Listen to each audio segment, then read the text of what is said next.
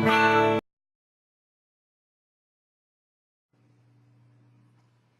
this is Trey Passer, and this is my movie review with minor spoilers of The Great Gatsby in 3D. I saw it tonight. Let me show you my ticket stub. Let's see. You can see that. There it is, The Great.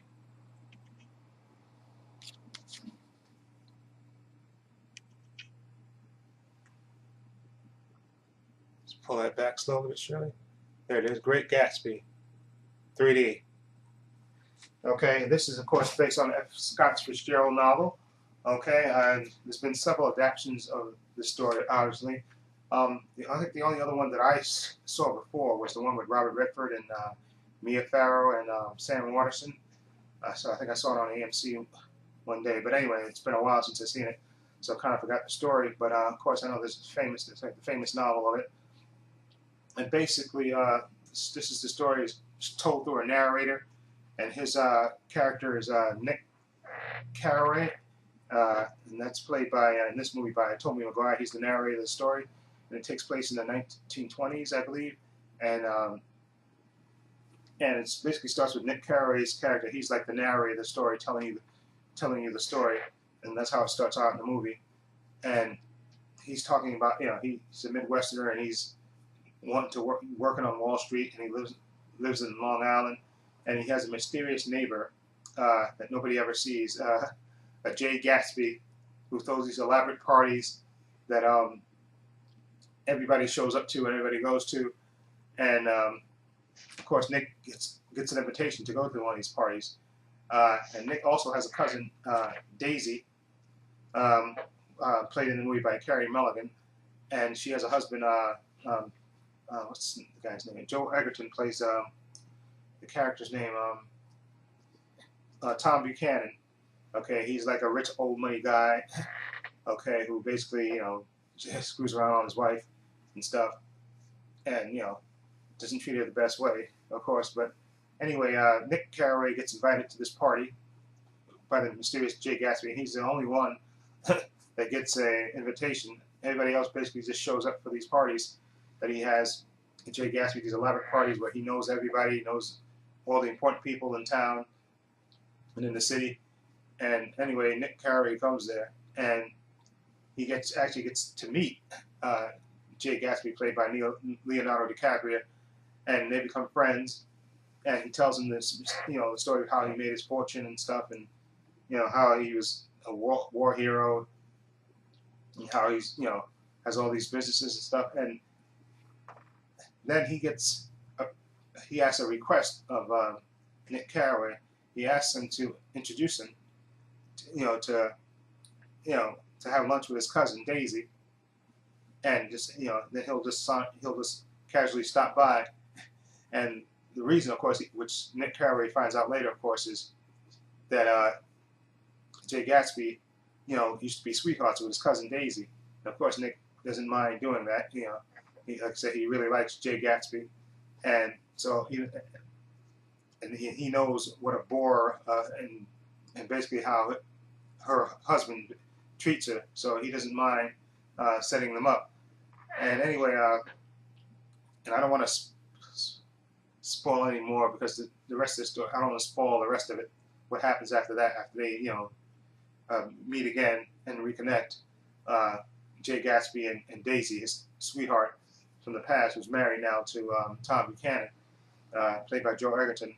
I just want to tell you about the performances. I don't want to spoil any more of the movie because that's once they meet, then everything else that happens after that would be too spoilery for those who haven't seen the movie. And those who read the novel know what happens and stuff, and those who've seen the movie knows what happened. But I don't want to spoil it for anybody who hasn't seen the movie yet, who haven't read the novel.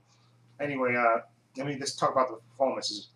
First, I love Leonardo DiCaprio in this. He was absolutely great as Jay Gatsby. He was supposed to be a man of mystery and stuff, and a generally charming guy, and he is, of course. And I absolutely loved Leonardo in this. And I also thought that the second person who was really good actor-wise is Joel Egerton, who played Tom Buchanan, the rich old money guy who was arrogant and stepping out on his wife and stuff, and not treating her the best. I thought Joel Egerton was it's real because he really I really come to hate as it. So I thought he did a great job as being this arrogant douchebag, and he was really good at it. Okay, and I thought Tobey Maguire was good as Nick Carraway. He was more of a supporting player, even though he's supposed to be narrating the story. But to me, he was more of a supporting player in this movie, basically telling the story and stuff. And then you got to see his. And I did like the chemistry between him and Leo. That when they met and they became friends and stuff. And you could tell that he really was impressed by Jay Gatsby. He really admired him, and and he was a kind of a cynical guy, but he really liked Jay Gatsby. He really had a good friendship with him, and I thought Tobey Maguire was really good at that as the narrator. And I'm trying to think who else was in. Oh yeah, Isla Fisher is in it, and she plays a supporting role. And I thought she was really good in a limited amount of time. She didn't have that much screen time, but her part is a kind of a key part to what happens in the movie. So I don't want to spoil it by telling you, but she was really good in her brief part. And who else? I'm trying to think who else, acting wise. No, I mean there was Elizabeth Debicki. She played Jordan Baker, like a friend of Daisy, and she was okay. She didn't have that many lines, but I think she was decent also. But I liked the movie. Like I said, even though I've seen the movie before, so I knew the basic story of it. I liked the way it played out. Like I said, I thought Leo was absolutely great as Jay Gatsby. I thought he brought a real, like, that air of mystery, and then later when you get to see him more and stuff, and how he is around certain other characters, I thought he was really good in this movie. I wouldn't be surprised if maybe he gets nominated, because I thought Leo was really, really good as Jay Gatsby in this movie. And first of all, let me just say something else. I know the director of this, who also did Moulin Rouge and Romeo and Juliet and stuff.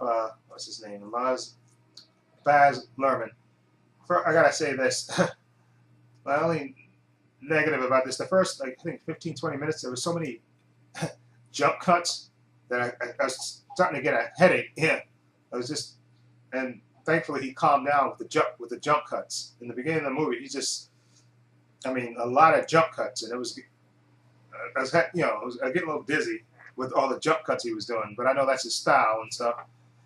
But like I said, after a while, he kind of calmed down with the jump cuts, because he was giving me a migraine with that, doing all the jump cuts back and forth.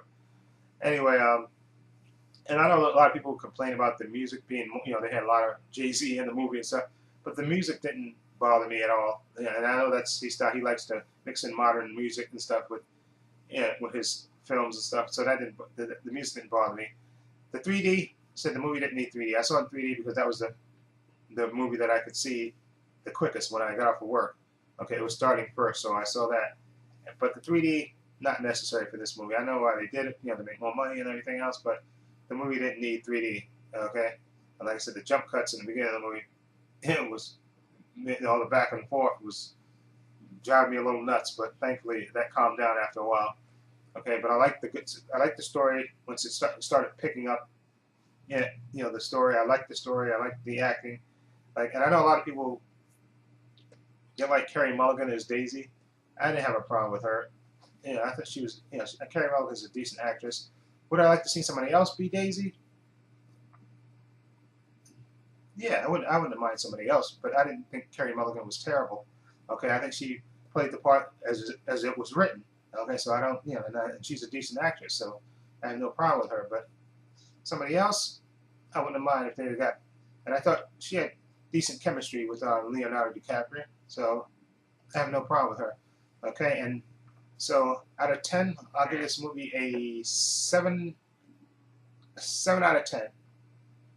Those jump cuts were killing me in the beginning, but I thought once it picked up, the movie started going. Leo was really good. Joe Egerton was really good. A real bastard. He was good. Tobey Maguire was decent.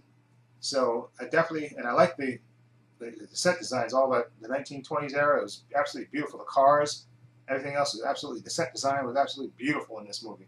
Beautifully shot and everything. But I'd definitely give it a 7.5 or 7. I'll give it a 7. 7 out of 10. There it is. It's my final grade. 7 out of 10. Okay? I'll give it 7 out of 10. So if you've seen the movie, let me know what you think. Feel free to leave your comments down below. And this is Trey Pastor saying so long and take care.